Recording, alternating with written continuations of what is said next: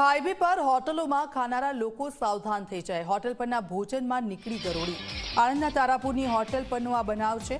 ST ડ્રાઈવરે new માયા હોટલમાંથી ભોજન લીધું હતું અને ભોજન ખાતા સમયે થાળીમાં જ ગરોળી દેખાય। જીએસઆરટીસી દ્વારા માન્ય છે આ ન્યૂ માયા હોટલ।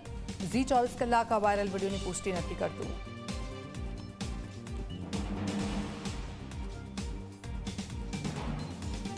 વધુ એક ગ્રાહકને એક કડવો અનુભવ થયો છે।